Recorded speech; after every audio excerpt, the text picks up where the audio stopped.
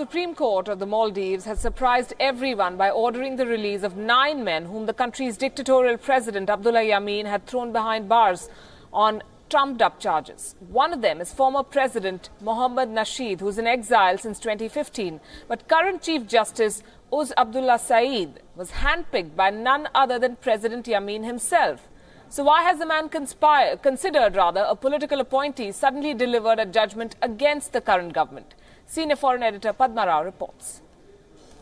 The authoritarian president of the Maldives, Mr. Abdullah Yameen, is steeped in trouble. A judgment by the country's highest court has just ordered him to release 9 legislators, and one of them is the Maldives' first democratically elected president, Mohammad Nasheed, who has been in exile in Sri Lanka and the United Kingdom since 2015.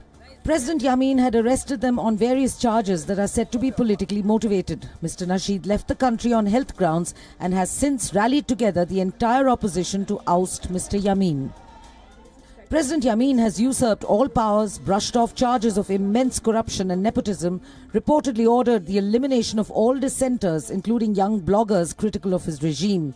He has also cozied up to Saudi Arabia, allowing its Wahhabi Islam to dig its tentacles into the island nation, and he has sold entire atolls of the beautiful nation to both Riyadh as well as China, deals in which there were reportedly no palms left ungreased.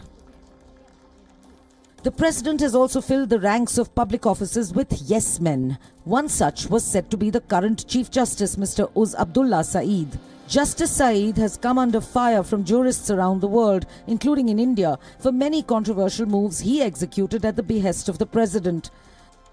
Activists running Twitter campaigns against President Yameen disclosed that the president had put the Chief Justice under huge pressure ahead of yesterday's judgment.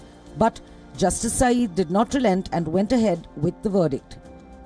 Since the judgment was pronounced, President Yameen's supporters have been doing their best to smear the reputation of the Chief Justice.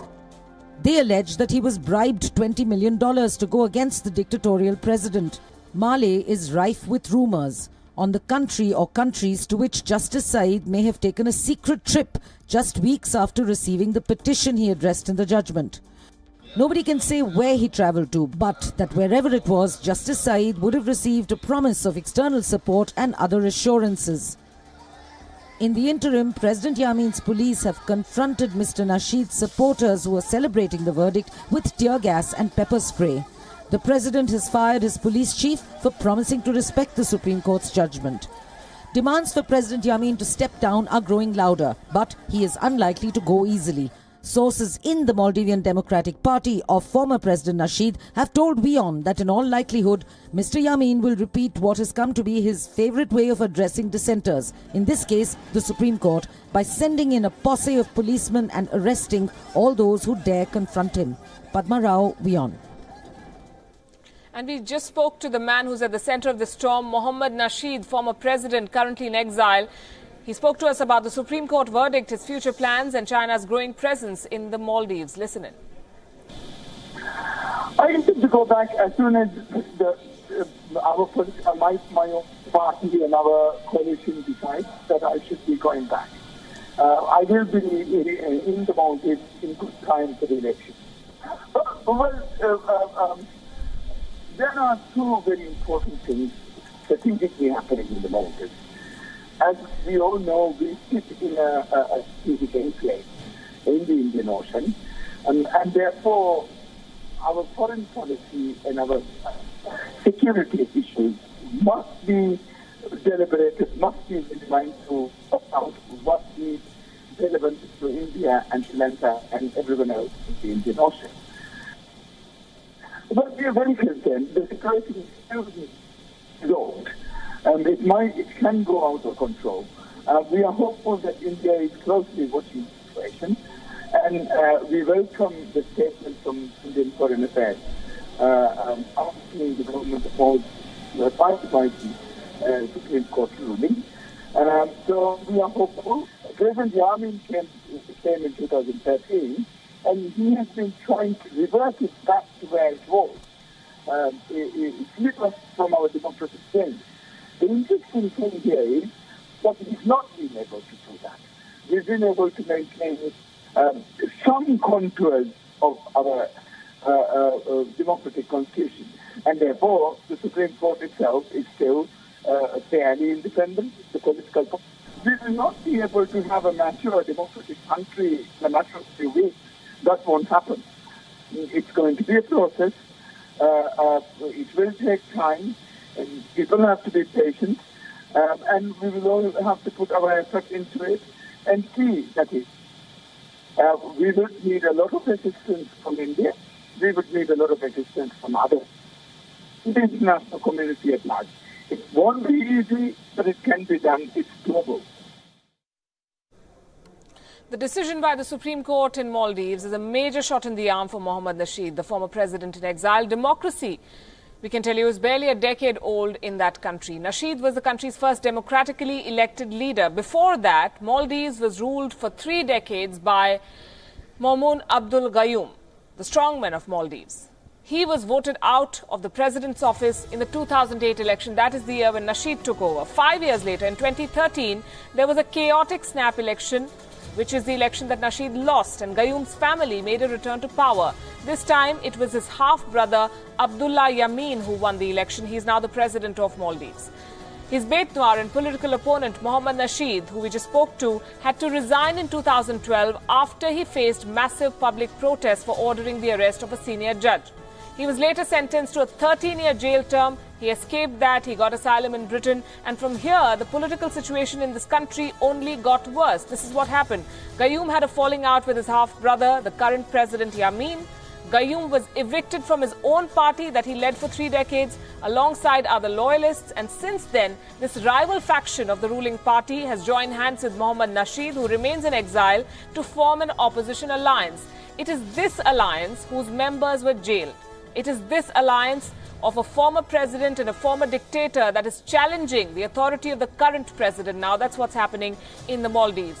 After the Supreme Court announced the decision, Mohammad Nasheed's party, the Maldivian Democratic Party, called for the resignation of President Abdullah Yameen. That's not happening anytime soon. There is no doubt that the judgment is a huge turning point in Maldivian politics. The government has projected itself so far as the upholder of the law in that country. Previous court judgments have gone in favor of the Yameen government. The Chief Justice was handpicked by the president himself. It was being seen as a political appointment.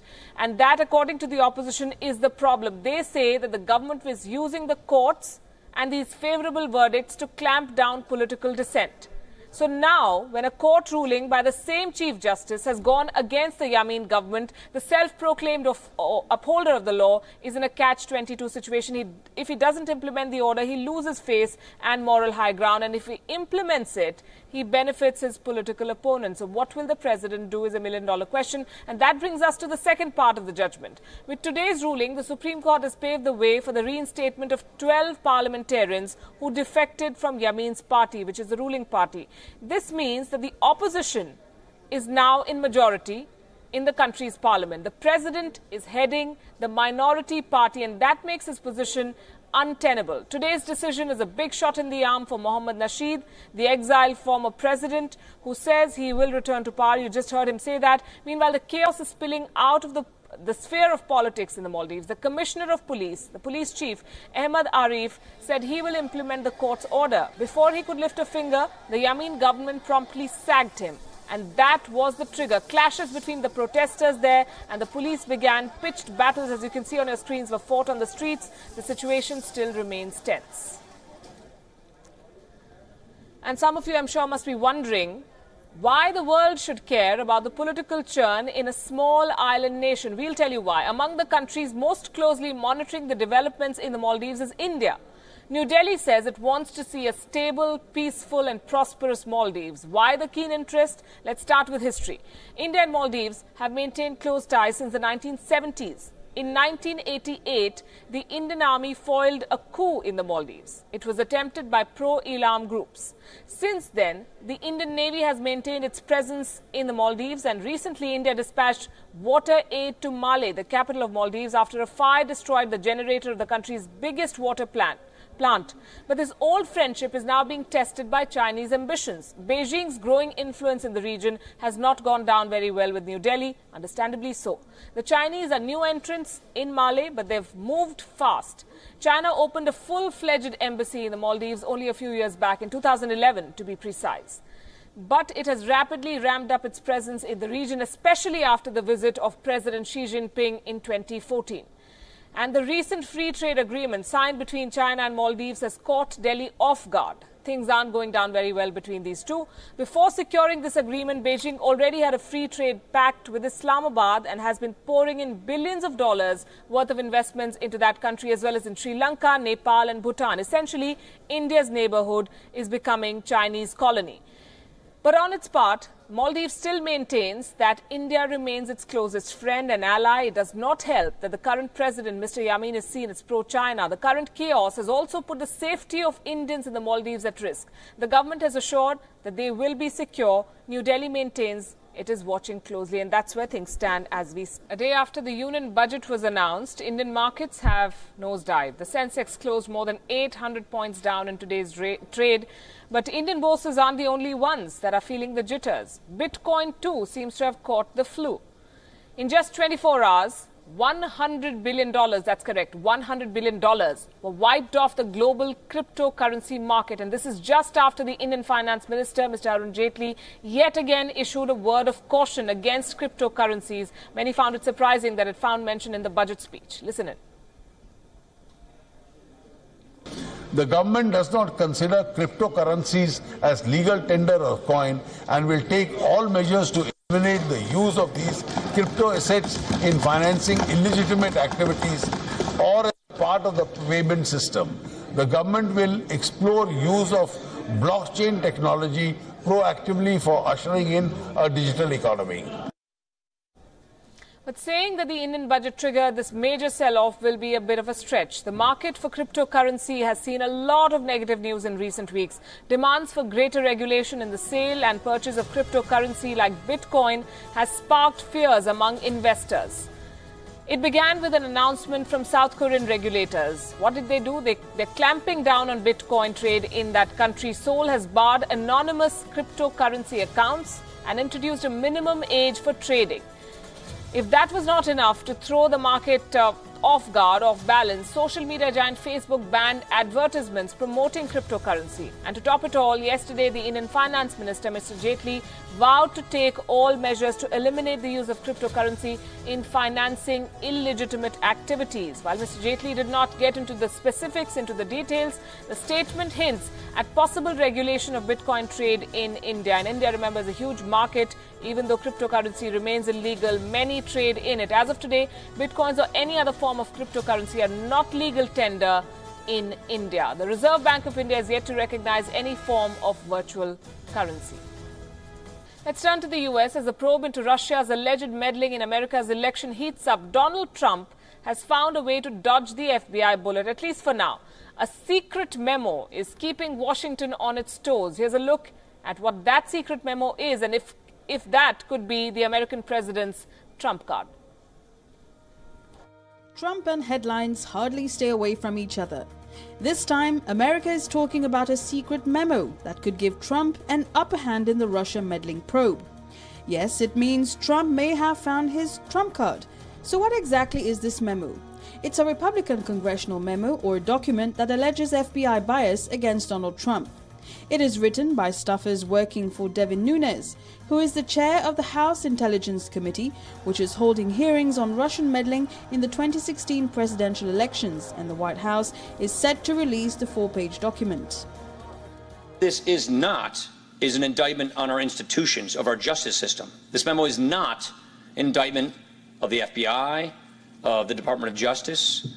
It does not impugn the Mueller investigation or the Deputy Attorney General. On the other hand, the Democrats have denounced a memo accusing Trump and his team of undermining Special Counsel Robert Mueller's criminal probe that draws links between a possible collusion between Russia and Trump's team in swinging the 2016 presidential elections. Painful realization of the last year for me has not been what kind of President Donald Trump has turned out to be, which I think was sadly predictable. but rather how many members of Congress would be complicit in the undermining of our democracy. That has been a bitter truth to swallow. Trump is convinced that this memo will give him an edge. That's why he is pushing for its release. The exact method for publishing it is still being figured out. It is yet to be seen if it will be made public. But the bigger question is, will it live up to the hype it has generated? And can it turn around the probe on its head? Bureau Report, WION. The US president has given a political spin to the story, and here is what he said on Twitter. The top leadership and investigators of the FBI and the Justice Department have politicized the sacred investigative process in favor of Democrats and against Republicans, something which would have been unthinkable just a short time ago. So what is this case? It's been in the news for months now, almost as old as the Trump presidency. It has seen many twists and turns, so many, some would say, that it has become a complex maze of accusations, insinuations and muddled facts. Let's try to decode for you the Russia-America affair, a story that has refused to leave the limelight ever since Donald Trump became the 45th president of the United States of America. And we're giving you the very basics here, 10 points if you like, to explain the Russia probe. First, what is the charge? Trump's campaign team has been accused of colluding with Russian agents to swing the 2016 US presidential election in their favor. Remember, he was a surprise winner. How was it done? Top US intelligence agencies such as the CIA and the National Security Agency concluded that the Russian government directed hacking of emails with the intention of interfering with the US election process, and that Russian President Vladimir Putin personally ordered, quote-unquote, an influence campaign to harm Hillary Clinton's electoral chances. Question number 3. Who is investigating the American president? It's former FBI Director Robert Mueller. He's the man who's carrying out a probe into one of the most high-profile investigations in America's history. The next question is, who's saying what? No prizes for guessing that. It's a political game. Everyone is playing victim here. With charges flowing thick and fast, both Trump and his Russian counterpart Vladimir Putin have denied these allegations, calling this the biggest political witch hunt of their lives. Have there been any fall guys? Has anyone been found guilty so far? Well, it depends on what you see as guilty. The team which is probing the case has indicted 4 high-profile people. They're Paul Manafort. Who is he? He's a former Trump campaign chairman. Rick Gates. He's Paul Manafort's business associate. George Papadopoulos, a former Trump campaign advisor. And Michael Flynn, the former U.S. National Security Advisor. It's been at the president's doorstep for a while now. With such damning allegations, could Donald Trump face impeachment? That is the question many have been asking. Let's look at the rule book first. What does it take to impeach a president? What is impeachment, if you like? According to Article 2 of the United States Constitution, impeachment is the process by which a standing U.S. official is formally charged with, and I'm quoting again, treason, bribery or other high crimes and misdemeanors. The process begins with U.S. Congress voting. If the Congress passes the motion by a majority, it will appoint members to act as prosecutors in the subsequent Senate process. The impeachment goes through only if an official is found guilty by a 2/3 majority of the Senate. Has it happened before? No. So far, 3 U.S. presidents have come close to being impeached. None of them was. Andrew Johnson in 1868, Bill Clinton in 1998, and Richard Nixon in 1974 in the wake of the Watergate scandal. All of them escaped by the skin of their teeth. None of these impeachments took place. In the case of Clinton and Andrew Johnson, they were both acquitted. Richard Nixon, you would remember, resigned before the Congress could vote on whether to proceed against him. So Donald Trump could be another first, could be making another record in American history. Let's come to the current situation. Can Donald Trump be impeached and removed from office? Experts believe on the face of it, it seems very unlikely. The Republican Party controls both Congress and the Senate, so any motion to impeach would face considerable resistance in the House. Politically, he's covered. Technically, not on such firm footing, some would say. Now, when it comes to weapons trade, you would be forgiven for thinking that the United States or Russia battle each other to secure the most lucrative of deals. But just like geopolitics, the tide seems to be turning in weapons trade as well. And it's not going down very well with German Chancellor Angela Merkel. Since taking power, Her government has approved a record-breaking $30 billion in weapons sales. That is since 2014, in the last 4 years. The top importer of German weapons is Algeria. 3 countries from West Asia who are involved in the conflict in Yemen, Egypt, Saudi Arabia and the UAE, also feature in the top 10 list of importers. An inquiry by the Left Party in Germany revealed that these numbers are based on data from the Economy Ministry, and there is suspicion that these numbers could rise, and that has put the government on the back foot, and many saying that the government is going to immediately halt weapons exports to parties in the Yemen conflict, in which more than 5,000 civilians have died so far, and this has become a politically charged debate in Germany. To Syria now. Did it use chemical weapons in the eastern Ghouta suburb of Douma? Reports say the shells found were of Iranian make, but Syria says all its chemical weapon stockpiles were destroyed some years ago. Somebody's lying. There are no credible independent observers in Syria who can be expected to carry out an honest investigation. WION's West Asia Bureau Chief Daniele Pagani reports. Reports about the Syrian government's use of chemical weapons against its adversaries in 2014, 2015 and 2017 are well known. Now, residents of Douma in besieged eastern Ghouta near the capital Damascus are also complaining of chemical attacks. Note these tweets from Douma resident Firas Abdullah. A study by the conflict investigations website Bellingcat shows that munitions dropped on Douma in January 2018 match the ones recovered in a chemical attack south of Damascus in January 2017. The chemicals were encased in cylinders. These were then mounted on 107mm artillery rockets of Iranian make. The rockets had the same lot numbers, indicating they were probably of the same manufacturing batch. The trajectory of the missiles suggests they were probably launched from the west, where Syrian government forces are deployed. Anti-Assad rebels have also used chemical weapons looted from Syrian army stocks. But why would they strike areas under their control? Syria claims to have destroyed all its chemical weapons 4 years ago. The foreign minister told the state news agency Sana, quote, Syria has always shown cooperation and provided the conditions necessary for an impartial, objective and professional investigation into the use of chemical weapons, unquote. The Organization for the Prohibition of Chemical Weapons says lab tests have linked chemicals used in the Khan Sheikhoun attack last year to Syrian stockpiles. The Syrian government has dismissed the charge. It is supported by Russia, which has suggested a new investigation. Unfortunately, the joint investigative mechanism, which has ceased to exist, has caused the investigation to collapse. The investigation has failed. From a scientific and technical point of view, it was a complete failure, and it became a mechanism for political manipulation. The US says Russia is complicit in Syria's chemical weapon attacks. Whoever conducted the attacks, Russia ultimately bears responsibility for the victims in East Ghouta and countless other Syrians targeted with chemical weapons since Russia became involved in Syria.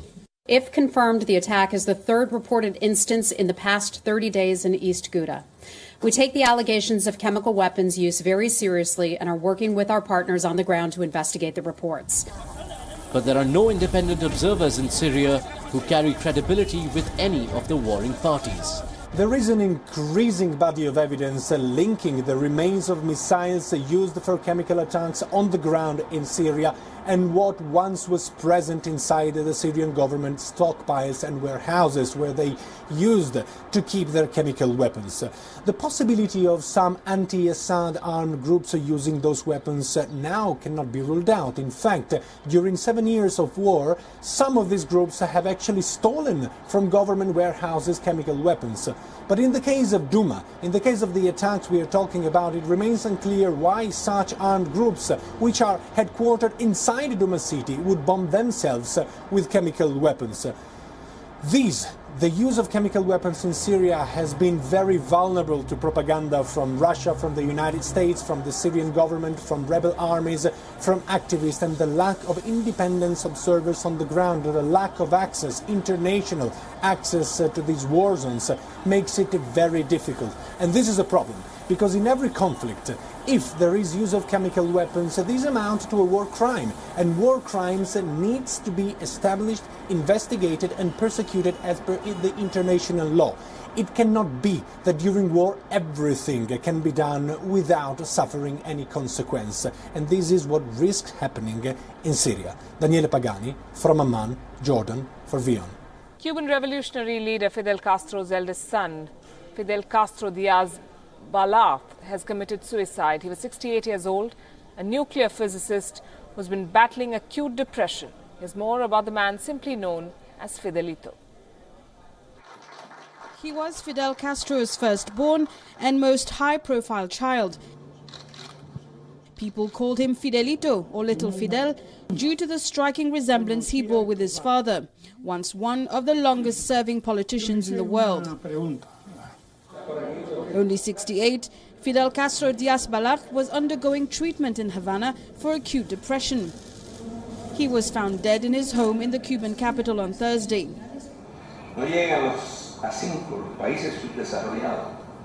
Fluent in at least 4 languages, Fidelito headed Cuba's nuclear program from 1980 till 1992, when it was suspended after the fall of the Soviet Union. In fact, he had studied in the former Soviet Union and was a vice president of the Cuban Academy of Sciences at the time of his death. Fidel Castro was able to get Fidelito's custody when he was 5 years old. Till then, he had been living with his mother in the United States following his parents' divorce. Cuban media reports a private funeral has been planned by his family. Bureau Report, WION. 68 years old, may he rest in peace. Our thoughts with the family. It's Friday evening and we want to leave you on a higher note. It's the latest attraction in a country that already boasts of the world's tallest building, artificial palm islands and glitzy shopping malls. A Guinness Book of World Records has confirmed the zip line in Ras Al Khaimah as the world's longest. We're leaving you with this. Thanks very much for watching.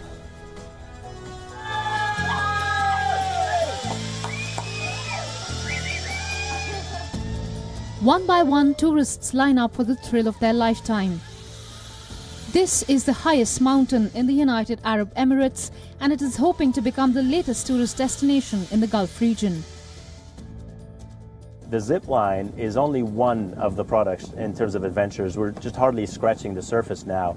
So really building a cluster of events and activities in the mountains is our objective first, before we go on and start developing other attractions on the coast.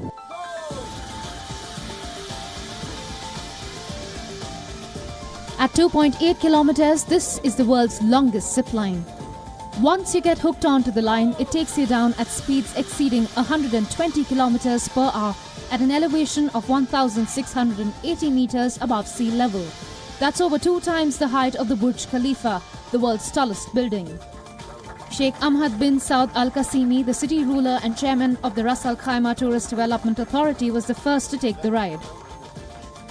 Now that I'm here, I can actually all see the way down there. And now I'm really excited to try it. Hopefully, it's going to defy my expectations, like I said earlier. And it looks like a lot of fun. The adventure sport destination is located close to the Oman border in the north of UAE. The country is hoping to turn some of millions of tourists from Dubai shopping malls towards these high peaks. Local officials say they can handle up to 1 lakh people a year. I don't think this will take away market share from Dubai or Abu Dhabi, but it will certainly increase the average length of stay of tourists in Ras Al Khaimah, which is currently around 3.5 days. The site can accommodate a rider every 5 minutes, and tourists are making the most of the experience. It was amazing. Do not concentrate on the fantastic view or go fast. You have to do it 2-3 times. The view and the mountains is really cool. I will do it again. One of the attractions is also the suspended glass bottom platform that acts as an arrival and landing site for the zip line. The multi-million-dollar project is the latest attraction in the tiny Gulf nation that has tapped its oil resource to turn itself into a leading business and tourism destination. Bureau Report, WION.